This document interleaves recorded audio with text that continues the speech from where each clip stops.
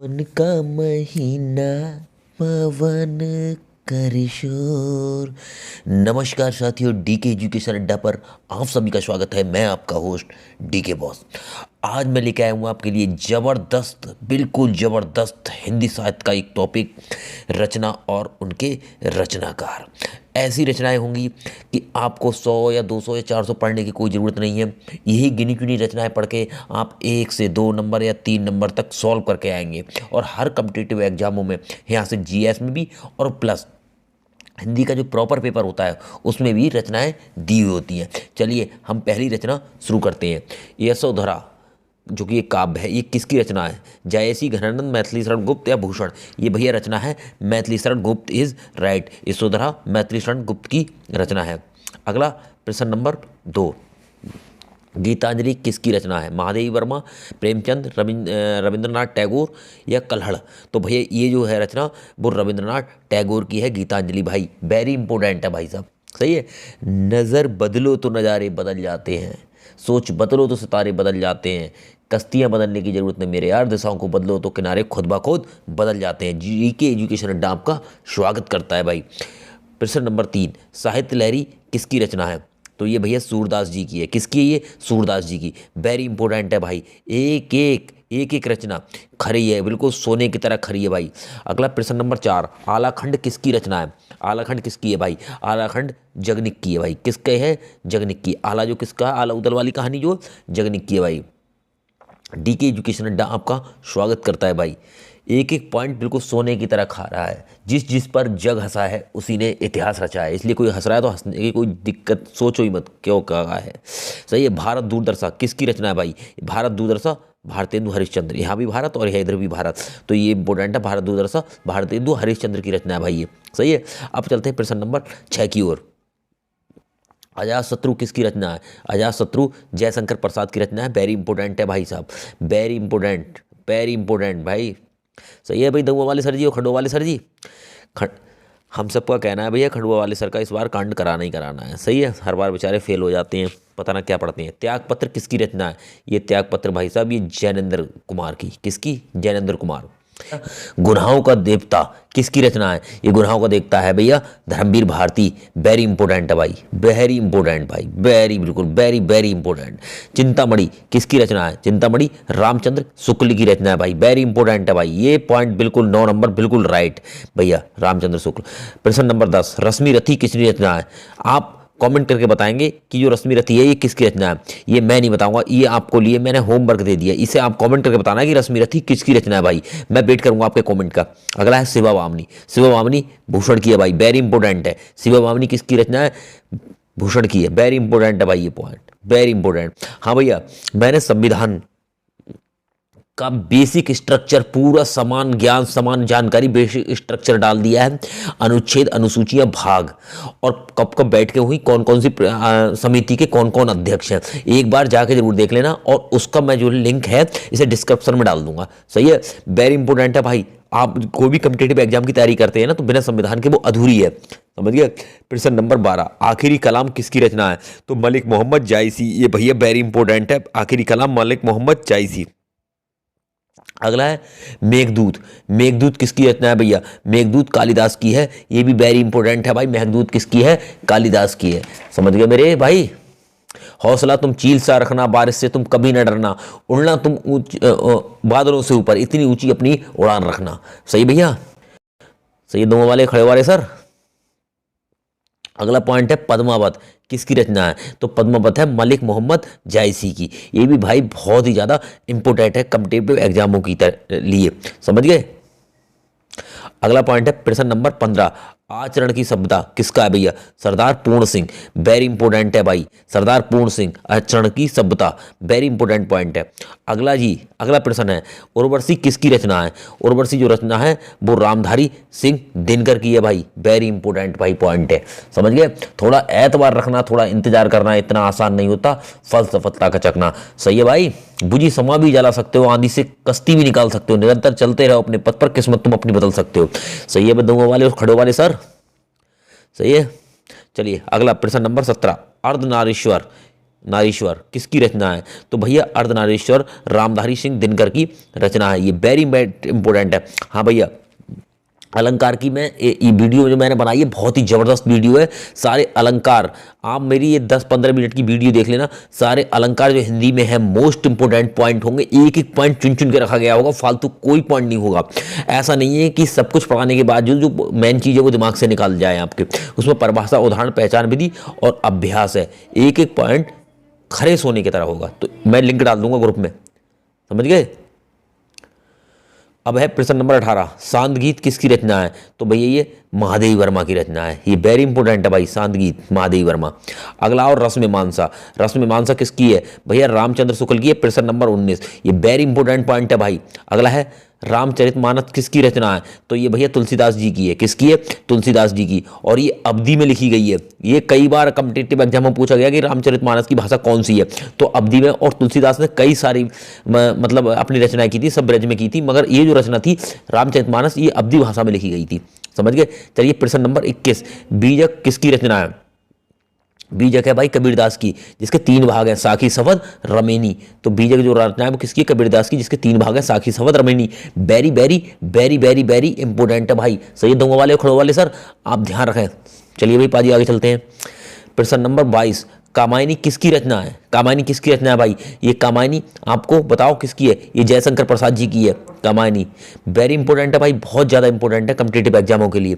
अगला प्रश्न नंबर 23, मंगलसूत्र। मंगलसूत्र एक रचना थी, प्रेमचंद जी की ये रचना है और ये अधूरा उपन्यास है। जो रचना थी ये अधूरी थी। ये भी कॉम्पिटिटिव एग्जाम में आ जाएगा कि प्रेमचंद की कौन सी रचना जो अधूरी रही। तो भैया मंगलसूत्र ये जो है अधूरी रचना थी इनकी, अधूरा उपन्यास था।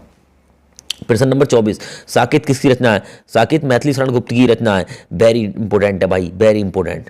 बुझी समा भी जला सकते हो, बुझी समा भी जला सकते हो मेरे दोस्त, आंधी से कश्ती भी निकाल सकते हो। निरंतर चलते रहो अपने पथ पर, किस्मत तुम अपनी आप बदल सकते हो। करना वक्त बर्बाद अपना समय न यूं बिताना है, कर मेहनत कर यूं सपने सच कर दिखाना है भाई।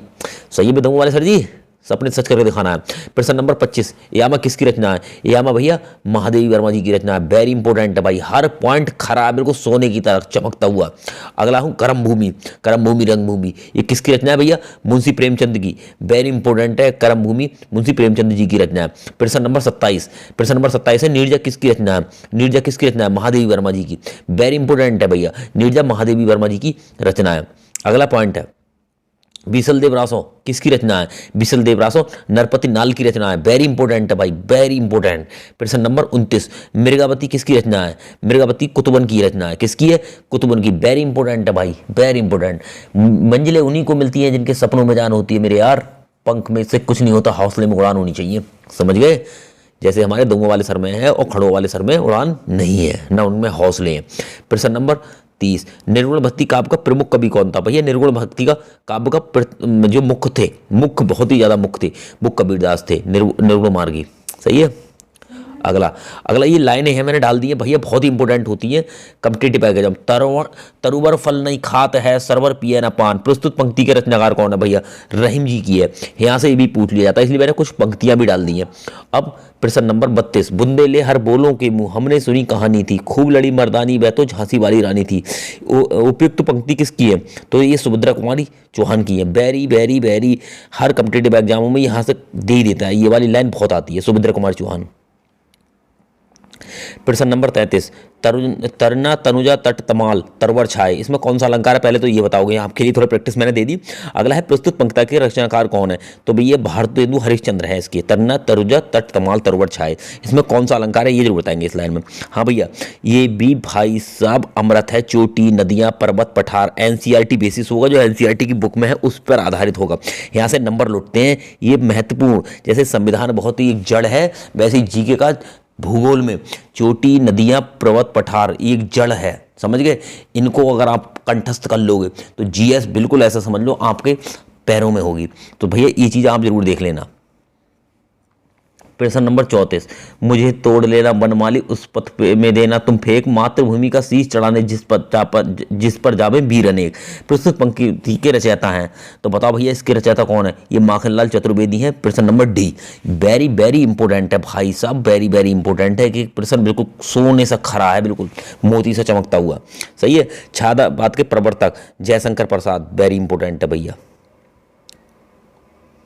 हाँ देखो ये आ गया प्रेमचंद के अधूरे उपन्यास, तो भैया ये आंखें बंद करके आपको मंगलसूत्र के समझाना है, वेरी इंपॉर्टेंट है।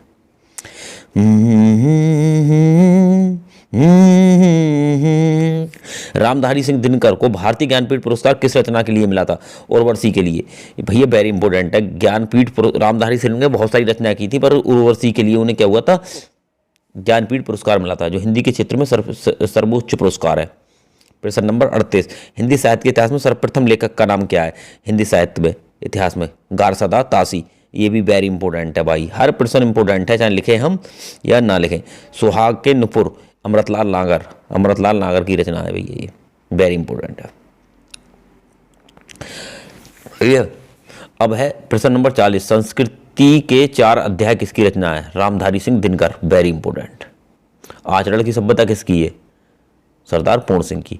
भैया देखो ये बहुत ही ज़्यादा इंपॉर्टेंट है, नरवी पर्वत पठार, नदी उद्गम में होंगे मोहाने, मैग्रोव वन, डेल्टा, सुंदरबन, नदी द्वीप, प्रायद्वीप। बहुत इंपॉर्टेंट है, एक एक पॉइंट भाई साहब बहुत चित्रों के द्वारा बहुत अच्छे से माध्यम से समझाया गया है भैया, सही है। और उसके बाद इसी वीडियो में क्या होगा? पर्वत, आरावली, नीलगिरी, सातपुड़ा, हिमालय, सर्वोच्च चोटी और नीलगिरी की जो पूरी जो मटेरियल होगा सब कुछ होगा दिया हुआ। पठार भी होंगे, दक्कन का, मालवा का, पामीर का, छोटा नागपुर, सही है। और महत्वपूर्ण क्या होगा? प्रश्नोत्तर होंगे, और जो पूर्व परीक्षा में पूछे गए ना वो भी उसमें डाल रखे वीडियो में, तो ये सब कुछ मटेरियल होगा उसमें, सही है। इसलिए भैया बहुत ध्यान से देखना उस वीडियो को। अगला है भैया, अशोक के फूल किसकी रचना है? तो अशोक के फूल किसकी है? हजारी प्रसाद द्विवेदी। प्रश्न नंबर 42 की ओर हम चलते हैं, झरना किसकी रचना है? झरना जयशंकर प्रसाद की रचना है भाई। प्रश्न नंबर 42 का सी इज राइट। भारत भारती किसकी रचना है? तो भारत भारती मैथिली शरण गुप्त की रचना है, वेरी इंपॉर्टेंट। प्रश्न नंबर 44, दोहा कोश के रचयिता कौन है? सरहप्पा, वेरी इंपॉर्टेंट है भाई, सरहप्पा, सही है। प्रेम सागर के रचयिता कौन है? लल्लू लाल प्रेम सागर के रचयिता हैं, ये भी भैया बहुत बहुत वेरी इंपॉर्टेंट है, समझ गए ना। कभी हिम्मत हारना, ना कभी पीछे मुड़ना, मुश्किलें जितनी भी हो जीवन में तुमको बस आगे बढ़ना, करना वक्त बर्बाद अपना, समय ने यूं बताना है, कर मेहनत डट कर यूं सपने सच कर दिखाना है भाई, सही है। लगे रहिए भैया मिशन पर। पंच परमेश्वर जो कि एक कहानी है, इसके लेखक कौन है भाई? पंच परमेश्वर के मुंशी प्रेमचंद, ये वेरी इंपॉर्टेंट है भाई, समझ रहे हो। प्रश्न नंबर 47, रानी केतकी की कहानी के रचयिता कौन है? तो रानी केतकी की कहानी के हैं इंशाअल्लाह खां, ये भी बहुत ज़्यादा इंपॉर्टेंट है भाई। प्रश्न नंबर 48, रसिक प्रिया किसकी रचना है? केशव दास की, वेरी इंपॉर्टेंट है भाई, समझ गए। प्रश्न नंबर 49, कुटुज कुटुज, very very very very important, इसके हैं भैया हजारी प्रसाद द्विवेदी कुटुज के, सही है। जो बाहर की सुनता है वह बिखर जाता है, जो भीतर की सुनता है, अपने मन की अपने दिल की सुनता है, वह संवर जाता है, समझ गए। तो भैया देखो भीतर की सुनो, किसी बाहर वाले की मत सुनो। चलिए अगले प्रश्न की ओर बढ़ते हैं। आंसू काव्य के रचनाकार हैं जयशंकर प्रसाद, वेरी इंपॉर्टेंट है। प्रश्न नंबर 51 की ओर चलते हैं, सही है।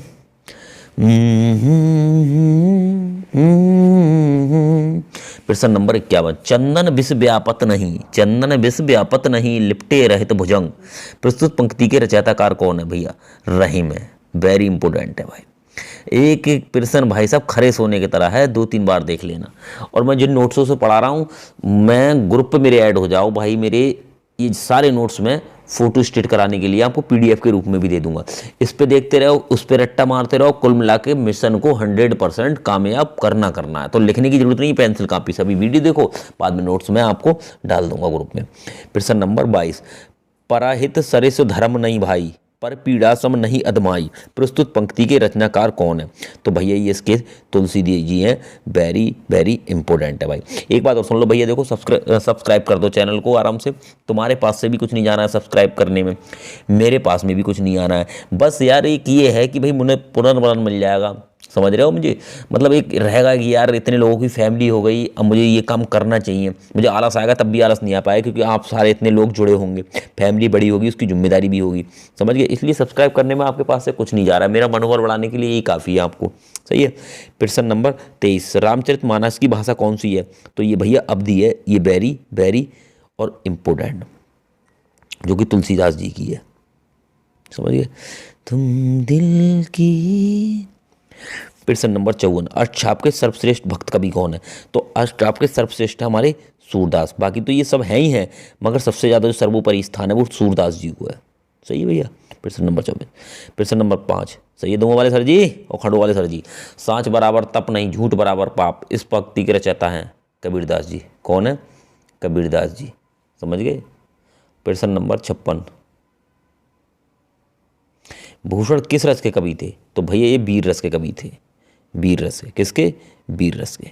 प्रश्न नंबर 57, हिंदी का आदि कवि किसे कहा जाता है? आदि कवि कहा जाता है स्वयंभू को। किसे कहा जाता है? स्वयंभू को। वेरी इंपॉर्टेंट है। प्रश्न नंबर 58, रामचरितमानस में कितने कांड हैं? तो भैया ये 7 कांड हैं। कितने कांड हैं? 7 कांड हैं। प्रश्न नंबर 59, निम्नलिखित में से कौन सा एक व्यंग लेखक है जो व्यंग करता था? हरिशंकर परसाई। ये भी भाई साहब वेरी वेरी इंपॉर्टेंट है। सही है भाई पाजी, सुन लेना भाई दोनों वाले और खड़िया वाले सर। प्रश्न नंबर 60, किस काल को स्वर्ण काल कहा जाता था? तो ये भैया भक्ति काल को स्वर्ण काल कहा जाता था। प्रश्न नंबर 61, कामायनी किस प्रकार का ग्रंथ है? कामायनी किस प्रकार का ग्रंथ है? ये एक महाकाव्य है।